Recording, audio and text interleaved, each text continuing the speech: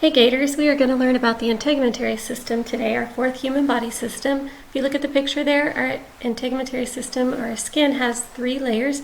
We have the epidermis, the upper layer, the dermis is the middle layer, and then the hypodermis below that. So epi means above and hypo means below. The skin is our largest organ in our body and it covers almost our complete body. So the functions of the integumentary system, it protects us as a protective barrier from things like the UV rays, the harmful ultraviolet rays from the sun. We all have a pigment called melanin that gives us different shades of brown, and that pigment, melanin, helps protect us from the sun. We have different amounts because of our ancestors and what we've inherited. So somebody like Miss McGovern, who doesn't have a lot of melanin, is more likely to burn in the sun versus somebody who has more melanin and is likely to tan in the sun. But everyone should still wear sunscreen to protect us from those ultraviolet rays that can cause skin cancer and burns. It also acts to keep out bacteria that causes infections. We do have some openings in our skin, such as our nose and our mouth and our ears, where we can still get harmful materials in, but overall, our skin is a protective barrier for most of our body.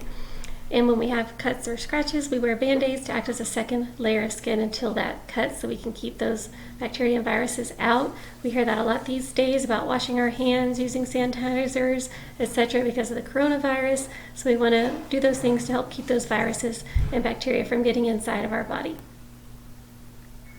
And then it also prevents us from getting injuries to our internal organs, say like our pancreas and our stomach and our kidneys.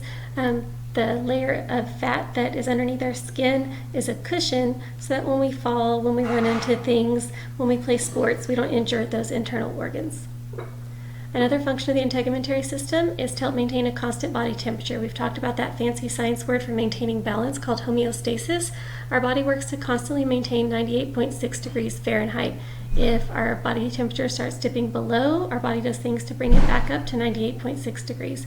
If our body temperature starts going above that, our body starts responding to bring that back down. We always want to maintain that 98.6 degrees Fahrenheit. So in order to do that, our body responds to cold, that stimulus of cold. And one thing it does is our muscles start shivering, which is contracting and producing heat. The pores or openings in our skin start to pull tight, sometimes causing those goosebumps. Our blood vessels leading to the skin constrict or get narrower, and all these things work together to keep heat in our body. If our body is no longer able to respond to the cold, such as being trapped out in the really cold for a long time, this could lead to something called hypothermia, which our body starts shutting down by no longer shivering, and then we can no longer keep ourselves warm, and we can die from becoming to below 98.6 degrees. The opposite happens whenever we're hot. Our body responds to that stimulus of heat by sweating to cool us down. So when we're hot, those blood vessels do the opposite. They dilate or get bigger, our pores open, and sweat is released. When air moves past our skin, the sweat will evaporate to cool us down. We call this perspiration. If it's a really hot day but there's no wind, you find yourself fanning yourself, you need that air moving past to cause that sweat to evaporate off of you and draw that heat out of your body. If we're exposed to really hot temperatures and our body can no longer cool us down, that could lead to a heat stroke, and that is very deadly. The last function of the integumentary system is to remove waste. So when we sweat, we actually get rid of some waste from our body. So that is one of the ways that we can remove waste. We have several ways that our body removes waste. This is how the skin helps with that.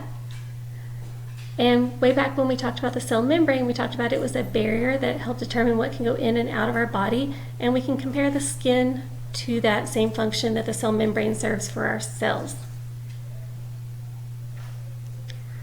So overall, if we can remember, the integumentary system starts with IN and skin ends with IN, we can kind of help remember that those two words go together. So those are the functions of the integumentary system.